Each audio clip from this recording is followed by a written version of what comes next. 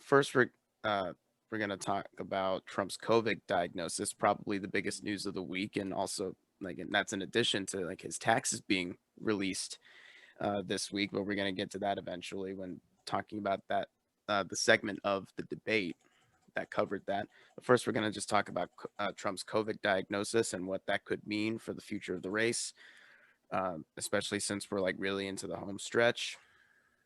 So yeah, it was Thursday night, sometime like yeah, or like it was like 1 o'clock in the morning that night.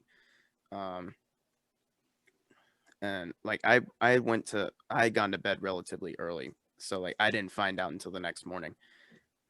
And so like yeah, Trump had uh, tested positive for COVID, and then I also saw news about like stocks dropping because of that. And then throughout that day, there was news like, oh, this person close to Trump, like Kellyanne Conway, tested positive for COVID. Like half of the Republicans on the Judiciary Committee in the Senate tested positive for COVID. Uh, Chris Christie tested positive for COVID. And they're like, yeah, Melania also tested positive for COVID. And then, there are these conversations was, okay, like, did he potentially give it to Joe Biden? Which he didn't. He tested negative. Um, Chris Wallace is going to have a test. I don't know anything about his results yet. Um, but yeah, this was definitely a big shakeup for the race, I think. And frankly, I am, as much as I really despise Trump, I am in a way kind of concerned for his health because I mean he's 74 years old, morbidly obese, and he just eats fast food all the time. And like he's possibly like in the worst demographic for to be infected by COVID. And so like, yeah, and I was talking to Alex about this, and I also like put this in like the chat. Like I cannot help but think about like when Boris Johnson got COVID in like the Prime Minister of Yeah, Britain. He's not he's a little bit younger than Trump, but he's still a pretty heavy guy, and he almost died. I guess the thing that could look better for Trump is that we know more about the virus now than we did back when Boris Johnson got it. Boris Johnson got it near the start of quarantine. Like he got it back like in the late spring, to my recollection. Uh, but yeah, it is a little concerning. Uh, I think it's a little funny, like how there are some people on the left who are saying, "Good, I don't feel sorry for the fucker one bit," and then the conservatives, who are the ones who are like saying like "fuck leftists, leftists are gonna die, I'm gonna piss on their grave," and like that kind of thing. They're the ones suddenly turning into the snowflakes. Like, you shouldn't joke about that. They're like, you shouldn't be happy. What kind of horrible person are you? That's been a little funny. it is, And especially that they were silent about the 200,000 Americans that already died, yeah, or said, "Oh, it's just old people. It's yeah, just people with weak immune systems." yeah. Uh, like the fact that Trump could die of COVID isn't funny. I would never say that, but I would say that the fact that he's been downplaying the virus Yeah, for as long as he has, and then he now has it. That irony in itself is pretty funny. yeah. And It's sort of I'm gonna try to avoid joking about, just because like the human part of me is just like, you don't you're not supposed to like joke about someone's life being in potential danger. But if in the chance that he does recover, like after he does recover, I'm gonna do endless jokes about it. yeah, but it's sort of what he gets when you downplay it. You don't follow science regulations, your own department regulations, CDC, and also many people like Dr. Fauci who wanted to keep people like Trump safe. Yeah, so it's like, yeah, like, and with that said, like, I'm surprised Trump didn't get it sooner. Or like maybe he had it before and just like got it again, because yeah, COVID is like that, because like with most diseases, like if you get it, you don't really get it in the future.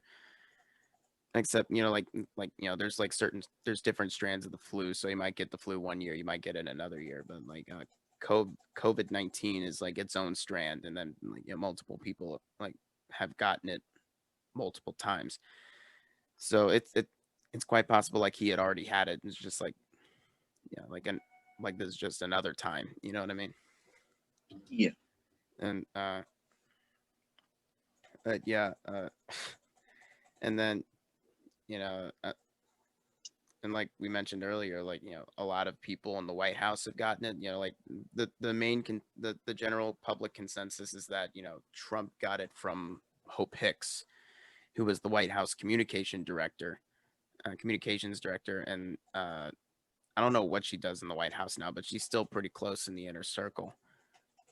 Um, uh, and and I also saw like a funny thing. I forgot who. I think it was Shahid Buttar said like there's more cases of COVID in the White House than there is in the entire country of Vietnam. Yeah. Then they also mentioned Japan. But I also think it came from COVID. It possibly could have came from his rallies that he had in Nevada or Tulsa. Because there were a lot of maskless people there. Well, those were months ago, like or at least like the one in Tulsa was. And Nevada was pretty recent. That was yeah, about where RBG's passing. yeah, and well, like I've seen recent videos of Trump rallies, where like at least the people behind him are wearing masks, like most of them, like but like and he's finally like capitalizing on like the campaign marketing, opportunities for masks, like selling masks with like MAGA on it. Like it seemed like he was finally starting to cash in on that opportunity, which is what he should have done from the first place if he wanted to get his base sold on the idea of masks. I mean, yeah, definitely. Yeah. But it Well, didn't help when he mocked Biden for wearing a mask on the debate stage as well.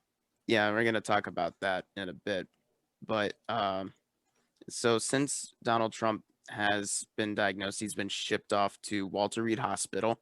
He is gonna receive the best health care, In the United in States, like in the world, pretty much.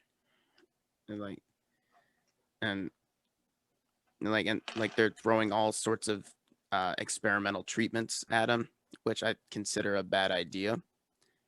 I think the best they can really do now is just try to treat the symptoms because we don't really have a known treatments for the symptoms that COVID causes. Uh, yeah, uh, but there was a press conference every day, and like it hasn't been. It's only been a couple days since the official diagnosis was announced. But yesterday there was a press conference with doctors from Walter Reed as well as Trump's personal doctor, and what was revealed I thought was very, very terrible. Trump apparently, like at that point, had the virus, like had known that he had had the virus for like the last 3 days, even though he was diagnosed only the day before, or like the announcement was made only the day before. And in yeah, that and that's time what. frame, he has done a couple events, including a time like including like a fundraiser, and like he would toss like a hat to a fan. It's like he made like a bio weapon out of a hat. And like he knew he had it, but he still did these events. And so that, like there are people like especially around college, like who feel like it's possible that they have it, but they don't know it. But like they're not gonna but they're a little bit nervous about like what will happen if they do find out they have it, so they just like ignore the possibility and just keep going on as usual. So it's like Yeah, but yeah, absolutely. But but sort of difference this is, was this is very different. Yeah, yeah, but difference is a lot of people. Trump was not wearing at all a mask when he was attending that event. He had yeah, literally no mask on. Whereas like average Americans are gonna try to keep it to themselves at least with a mask or like keep their distance if they feel they have it.